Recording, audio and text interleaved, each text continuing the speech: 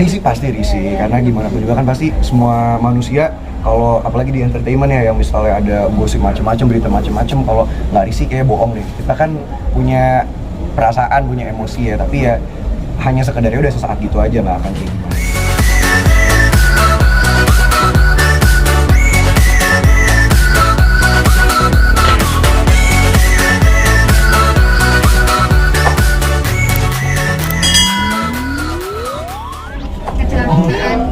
Dan ini so far gimana lukanya? So far alhamdulillah udah cabut jahitan, cuman seperti bisa dilihat ya Kak, ini jadi agak ada apa namanya ini kayak ya bekas lah, cuman gak apa-apa lah, udah aman semua. Ya, tapi nggak ganggu penampilan kan? Semoga nggak ya, karena udah mau syuting sinetron lagi, jadi ya semoga nggak terlalu mengganggu penampilan. Sempat insecure nggak ada bekas luka? Insecure enggak, cuman agak kaget aja kadang-kadang kalau habis mandi kan suka lapnya cepet-cepet, toto aduh kok ada yang sakit gitu ya, ternyata ya masih harus pelan-pelan gitu. Rel, rumah yang baru gimana nih Rel? Alhamdulillah, ditempatin? rumah yang baru udah 90% jadi. Aku udah mulai ngisi-ngisi furniture dan aku juga udah mulai tinggal di sana. Dan insya Allah lah dalam minggu ini, kalau nggak awal minggu depan bakal ada open house. Jadi ntar semua pemirsa diundang buat main-main di rumah. Ini yang disentuh atau di Jakarta? Ini yang di Jakarta, yang disentuh 3 bulan lagi. Oke, Rel. Hasil jerih payah nyata, udah nyata. Ya alhamdulillah, maksudnya akhirnya kerja keras yang aku lakuin di dunia entertainment selama ini kan membuahkan hasil juga, bisa menikmati hasil kerja kerasnya gitu. Jadi ya seneng, bangga dan nggak sabar untuk teman-teman, keluarga semua bisa main ke sana. Berapa bulan sih akhirnya udah nyampe di titik ini nih? Berapa bulan dari pembangunan? Iya, atau tahunan justru? Oh, nggak, maksudnya kalau aku kerja, aku mulai kerja di dunia entertainment kan mungkin dari 4 atau 5 tahun yang lalu ya. Jadi ya alhamdulillah waktu itu setahun di dunia entertainment aku bisa beli rumah, dan rumah itu adalah rumah yang sekarang aku renovasi gitu. Jadi tadinya pingin aku jual, cuman ketika ada rezeki lebih aku pikir ya kan ini nilai sentimennya tinggi banget gitu. Rumah pertama, gimana pun perjuangan dari dulu, misalnya pas papa mama baru pisah, aku waktu itu tinggal sendiri, belum punya rumah, dan aku bisa kerja dan akhirnya beli rumah itu kan banyak kenangan-kenangan dan kayak perjuangan yang aku ingat jadi pelajaran hidup aku kan. Jadi aku pikir ya udahlah, kenapa nggak kita bagusin aja rumahnya, jadi bisa cerita nanti ke anak-anak, ke cucu-cucu kalau ini nih rumah pertamanya aku gitu loh. Rel, abis berapa M sih Rel? Ini kan ganti marmer nih ya. Waduh ya lumayan lah, jadi ya apa ya semoga ntar siapapun yang main kesana juga nyaman, keluarga happy, dan yang penting orang tua bangga. Oke, kan kabarnya ayah juga sakit nih kemarin nih kamu. Udah sempet jenguk belum? Saraf kejepit Bang Ferry. Oh iya, katanya kemarin Om Ferry sempat sakit sarafnya kejepit, tapi sempat teleponan, udah terapi segala macem, nggak apa-apa. Kalau ketemu belum sempat ketemu karena 2 minggu belakangan ini aku lagi sibuk syuting buat judul baru kan, jadi belum sempat. Kalau dia sakit kambuh seperti dulu nih sebelum dengan sama Vena nih, seperti apa nih? Jujur nggak tahu sih, cuman ya sekarang kan udah ada mama ya, jadi ya alhamdulillah lah bisa mereka saling menjaga dan saling mengisi kekosongan satu sama lain. Tapi lo sering berhubungan sih sama Ferry sendiri? Lumayan, biasa kalau aku teleponan sama mama kan selalu ada Om Ferry kan, jadi ya pasti ngobrol. Kalau aku lagi nanyain keberadaan Fania juga biasanya sama Om Ferry sama mama, jadi sering ngobrol. Kemarin kan sempat istirahat total nih kan ya. Ini kalau jadi siapa mama lu yang gantiin posisinya nih untuk memenuhi kebutuhan seperti apa nih? Menggantikan posisinya. Iya, yang pasti aku mendoakan yang terbaik aja buat mama, dan aku juga yakin pasti mama kan orangnya perfeksionis ya. Mama tahu yang terbaik buat hidup mama tahu yang ingin mama lakukan apa gitu. Cuman apapun yang terjadi, seperti aku bilang dari dulu ya, aku sebagai anak tertua dan adik aku juga ya akan selalu ada buat mama, untuk mendoakan mama, mendukung mama, dan ya insya Allah mensupport mama juga. Oke, sorry, lo kan hubungan udah putus lama nih dengan Wilona nih, tapi sampai saat ini lo terus dijodohin sama netizen nih. Hubungan lo seperti apa sih? Iya, sampai saat ini Wilona adalah salah satu orang yang emang berkesan dalam hidup aku ya, karena dia selain meskipun udah jadi mantan, tapi kita masih bersahabat baik gitu. Jadi ya seperti yang aku bilang, even though kita udah putus, kita masih selalu ada buat satu sama lain. Dia bisa curhat apapun ke aku kalau lagi ada masalah, gitu juga sebaliknya gitu. Dan kita ya masih menjaga silaturahmi, masih ketemu dari waktu ke waktu gitu. Terakhir ketemu atau komunikasi kapan? Belum lama sih terakhir ketemu, belum lama ini, mungkin bulan lalu lah, atau sebelum kita sama-sama sibuk syuting sempat ketemu, ngobrol-ngobrol gitu, ngomongin soal masa depan, soal kerjaan dan lain-lain. Oke, kesan apa sih yang membuat lu nggak bisa Wilona sendiri? Kesan apa gitu? Iya, yang pasti dari banyak hal ya, dia orang yang baik ya, yang mandiri juga dan pekerja keras gitu. Jadi Yang aku rasa sih kalau sama Wilona tuh siapapun yang ada di dekat dia itu Wilona bisa membawa dampak yang positif. Tadi lu bilang curhat, suka ngobrol tentang apa sih yang diobrolin? Mungkin pacar dia baru kan, ngobrol sama lu atau gimana gitu? Ya macem-macem bisa apapun, kadang-kadang soal jodoh, soal karir, soal apapun lah. Rel, kemarin lu kan juga sempat belusukan nih, kayak Gigi gitu. Itu seperti apa sih sebenarnya? Jadi Iya. rame ya? Iya. Iya, nggak nyangka loh. Tapi ya jadi gini, baru belakangan ini Boy Squad tuh punya acara TV terbaru.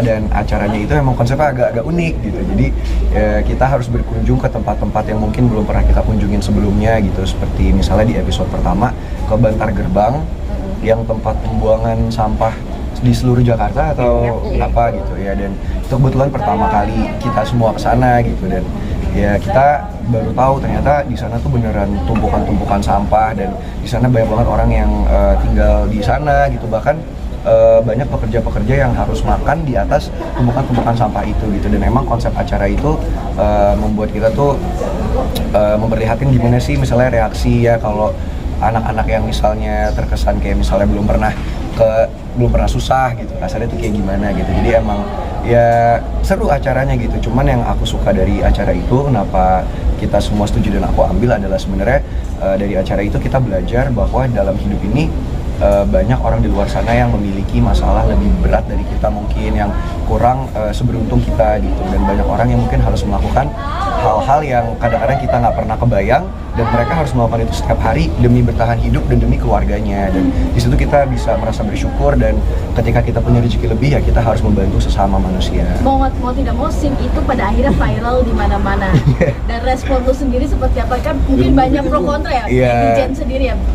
Iya, namanya netizen Indonesia ya, aku sih ngeliatnya nggak terlalu nanggepinnya gimana-gimana, cuman ya nggak nyangka juga viral gitu. Cuman ya aku berharapnya sih penonton Indonesia bisa melihat esensi dari acara ini, bukan hanya sekedar yang misalnya reaksi jijik atau gimana gitu. Itu kan ya untuk kebutuhan entertainmentnya ya, kebutuhan hiburannya. Tapi menurut aku ya kocak juga sih, maksud aku juga emang kita semua ya, sampai kru-krunya pada saat itu begitu kita ke Bantar Gebang tuh semua pada kayak itu kan bener-bener, maksudnya kalau udah pernah kesana baunya nyengat banget kan. Dan ya itu emang pengalaman yang bener-bener wah menarik banget sih, sampai kita pulang ke rumah juga baunya masih ngikutin di dalam mobil gitu. Cuman ya semoga netizen bisa melihat sisi positifnya juga gitu. Cuman kalau untuk hiburan, untuk komen produk-produk segala macam ya udah biasa lah. Oke, sorry nih Rel, di netizen juga rame nih, katanya lu suka malah jadi lebih marah-marah, sombong, suka ini, suka itu. Gimana nih Rel?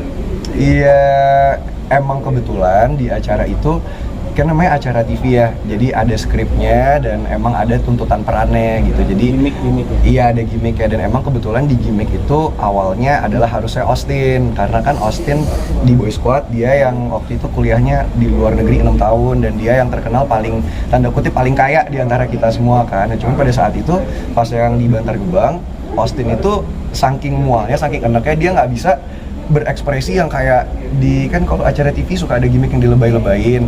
Nah, Austin tuh waktu itu nggak bisa kayak udah bro I give up, katanya I have a stomach ache, kayak gue bener-bener mual, pusing. Jadi ya akhirnya sepakat yaudah deh gue aja yang kayak jadi yang gitu, karena kan aku udah biasa acting kan. Meskipun memang jujur itu ada reaksi natural, maksudnya reaksi alami, pasti siapapun aku rasa kalau jarang atau nggak pernah ke Bantar Gebang pasti akan mual. Nah, cuman untuk kebutuhan TV kan butuh lebih Dramatisir. Didramatisir, apalagi itu episode pertama yang emang kepingin coba dong gitu. Akhirnya ya udah gitu. Cuman alhamdulillah kalau emang itu menjadi sebuah hal yang viral, aku ngerasa sih yang ngeliat sisi positif aja, dan alhamdulillah juga respon di acara TV itu bagus juga gitu, dan kita malah syuting bisa lebih banyak episode setiap minggunya. Oke, itu kan di syuting nih. Kalau yang di Instagram lo nih, di postingan dengan Instastory, lu marah-marah kenapa tuh? Oh nggak marah-marah, itu lebih ke bingung aja kan ya, sebenarnya lebih berhubungan sama ya netizen juga sih gitu. Kayak aku kan bukan tipikal orang yang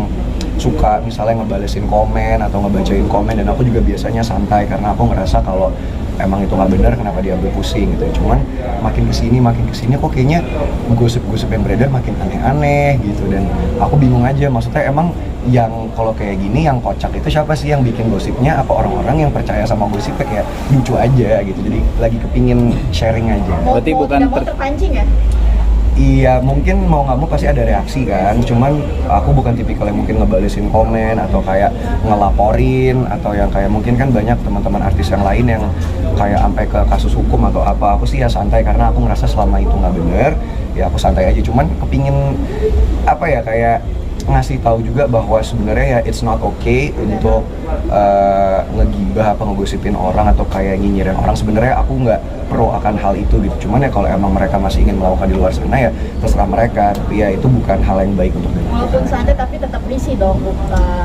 Risih pasti risih karena gimana pun juga kan pasti semua manusia kalau apalagi di entertainment ya yang misalnya ada gosip macam-macam, berita macam-macam, kalau nggak risih kayak bohong nih. Kita kan punya perasaan, punya emosi ya, tapi ya hanya sekedarnya udah sesaat gitu aja, nggak akan kayak gimana-gimana juga. Toh juga di Indonesia kan berita apa ntar nutup, ntar kadang-kadang bisa dibenci, kadang-kadang bisa disayang banget. Jadi ya hal yang wajar lah, karena mama juga selalu bilang kalau kita siap untuk dicintai, siap untuk dihujat dan dibenci juga. Berarti bukan tertuju untuk satu orang atau ke... Enggak, itu lebih kayak ke general ini aja sih, kayak apa, general realization, kayak lagi pingin sharing di sosmed aja. Kayak biasa orang nge-tweet di Twitter kan ngetik apa ya sama kayak gitu.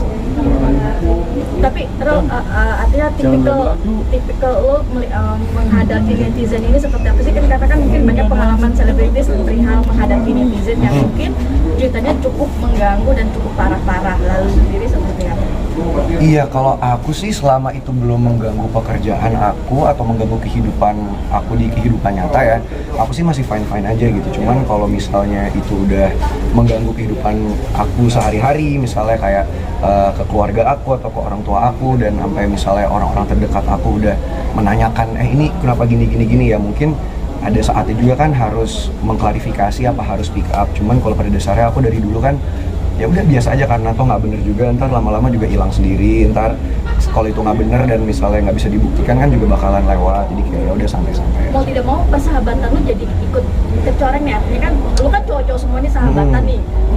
Malah kocak sebenarnya gitu. Iya, malah kocak kalau emang ada berita-berita yang seperti itu, yang simpang siur seperti itu, ya gimana ya, pasti akan menjadi bahan omongan kan di pertemanan kita. Cuman pada dasarnya kalau kita emang sahabatan, kita emang tahu benernya gimana dan itu emang nggak benar, ya kita malah santai, kayak ya udah, orang nggak ada yang harus diumpet-umpetin, nggak ada yang harus di gimanain, ya udah kayak biasa aja. Dan terakhir Kang, untuk rumah sendiri lu harus menyisihkan artinya puasa jajan atau main misal ke luar negeri tuh berapa lama sih untuk nyampe target kan jor-joran nih untuk ya alhamdulillah, maksudnya aku juga bersyukur banget ada papa yang ngebantu di keuangannya, jadi aku nggak harus yang kayak ngirit, maksudnya nggak keluar negeri, nggak kemana, bahkan kayaknya aku tahun ini udah banyak banget keluar negeri gitu kan kemarin-kemarin. Cuman ya harus diimbangi dengan kerja keras juga, dengan nabung, jadi bisa mendapatkan apa yang kita inginkan. Berarti papa ikut invest juga di situ dulu? Papa? Iya, bahkan papa kan manajer aku, jadi papa yang ngatur juga keuangan, desain rumah, bahan-bahan, papa tuh sangat involved banget. Dari mana sih nyari bahan untuk rumah yang semewah lo ini? Wah, itu nggak tahu sih, cuman kita biasanya ke pabrik-pabrik gitu, kayak misalnya ke pabrik marmer, terus kayak hari ini sebelum syuting aku nyempetin dari pagi tuh keliling toko furniture, nyari-nyari furniture, dan itu lumayan capek banget, makanya sekarang udah lelah banget guys. Berarti mama ini udah konsepnya dari lo sendiri pure apa dari papa ada? Dari aku, jadi aku pinginnya gini. Kalau dari papa kan yang penting kak irit, kak hemat, bahannya jangan, kalau aku enggak pak harus gini. Jadi ya lumayan berasa pengeluarannya sekarang. Jadi untuk marmer sendiri berapa nih? Berapa ya? Wah jujur, itu udah nggak tahu ya, karena kan yang dua-duanya pakai marmer, tapi yang ngambil banyak jatah marmer sih mungkin rumah yang disentul ya, itu kayak udah wah nggak tahu deh habis berapa buat lantai doang gitu loh. Jadi kayak pusing, belum AC, belum kaca-kaca ternyata mahal, jadi wah banyak banget yang mahal-mahal, toilet mahal, gagang pintu aja mahal banget ternyata. Jadi kayak ya udahlah. Dari luar atau dari luar? Marmer kebetulan kita dari mana sih? Italia apa dari mana? Pokoknya semua diimpor dari luar negeri ya. Oke, thank you. Thank you.